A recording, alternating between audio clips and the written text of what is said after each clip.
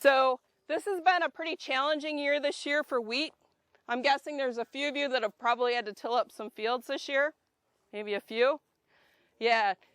We actually had a fairly good stand here. We basically had this wheat planted on October 2nd. Things looked pretty good in the fall.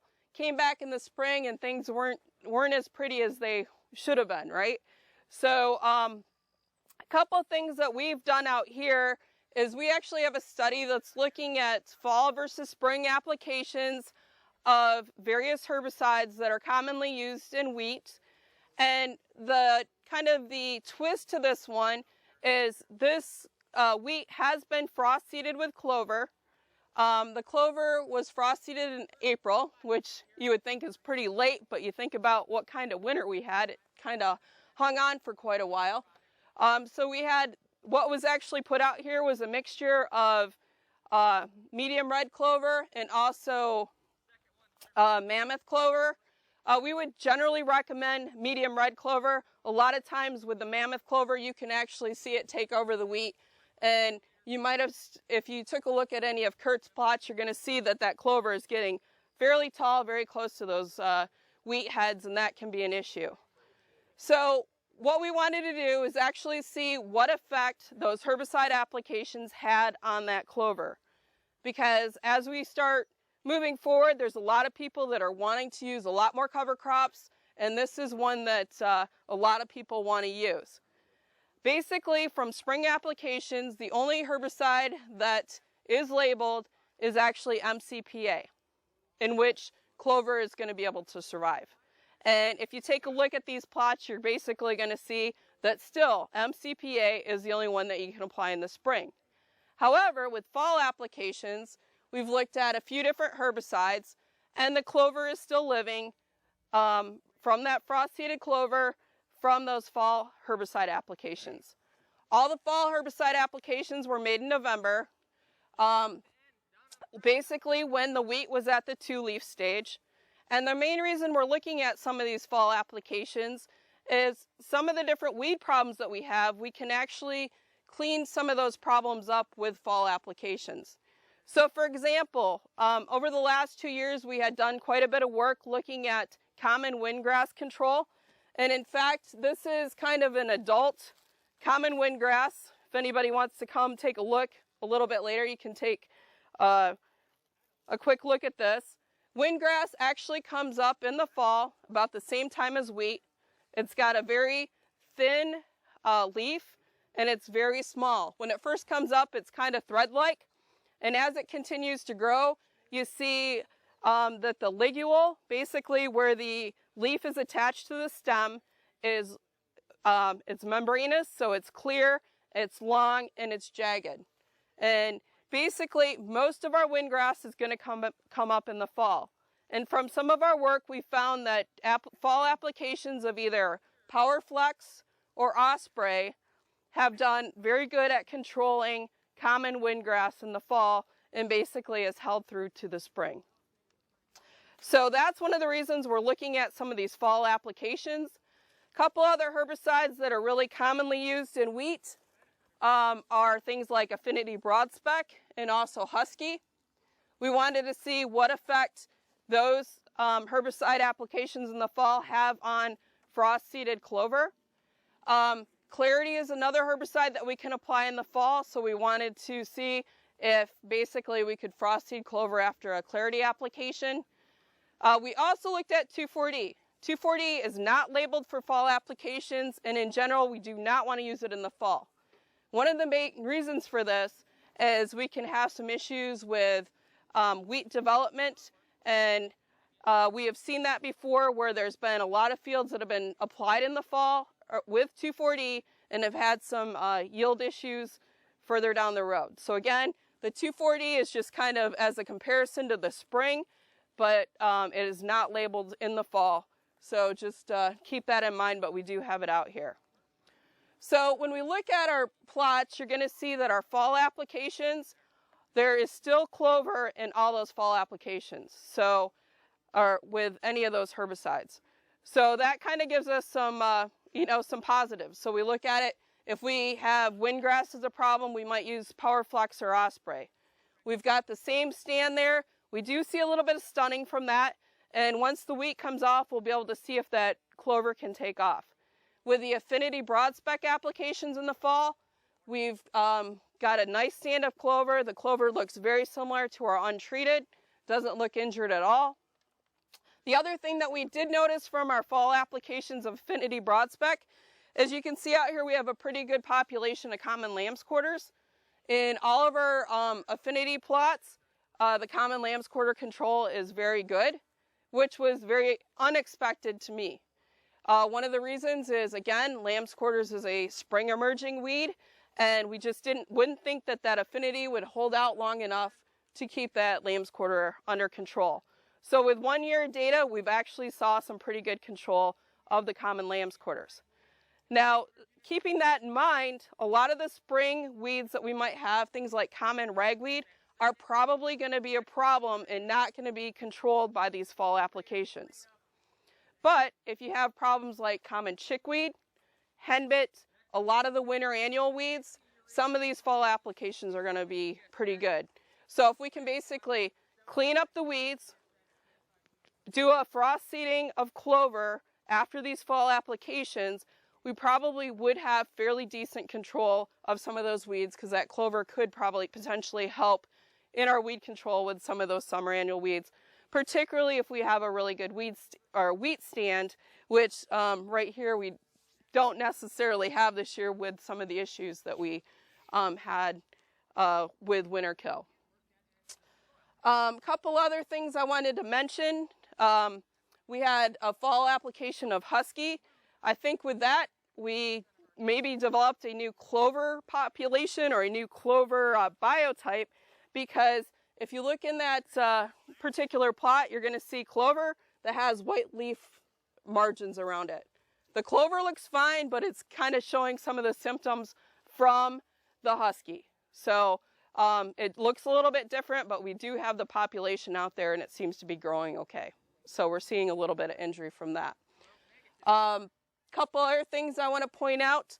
The very last plot, you're going to see a sign that says spray boom overlap. That was overlap from, there were dry beans out here last year, and reflex was applied a little bit later in the season. We had some overlap, and you can get some carryover. So some of the carryover symptomology for wheat is basically you lose stand, okay? So as you go over there, you're going to see that there's some stand gone, and that is basically from reflex carryover that was applied to the wheat, or excuse me, applied to the dry beans. The other thing you want to keep in mind is that you guys that are growing dry beans, reflex is very popular to use, because that's basically the only thing we have for common ragweed control. And there is a 4-month rotation restriction to planting winter wheat, which makes it really tough when we start looking at our application window to our planting window. So it can be a problem with carryover from those reflex applications, particularly later in the season and if we're dry. One of the reasons that we're seeing more of this year is we were very dry later on in the summer, and in order for reflex to break down, we need to have moisture. And with that moisture, we also need to have heat. So as we were dry, and then we had that early winter where it was cold, that herbicide was not breaking down, and that's why we did see some carryover, particularly in that last plot when there was an overlap. Another thing I wanted to bring out here is we do have a few samples of corn that show some of the symptoms that you might see from reflex carryover, and basically that is venal chlorosis and pretty much a weak midrib, and in some cases you'll see the corn plants twist like this, okay? And this one is probably not going to be okay, but a lot of times when we do see some of the carryover symptoms, the corn plants can outgrow it. So just as another indication of some of the things to think about when you're going from one crop to the next, what are some of the challenges that you might have with carryover? One last thing I want to mention is, because of the spring that we had with it being wet and then the wheat took off, a lot of our herbicide applications did not happen this year.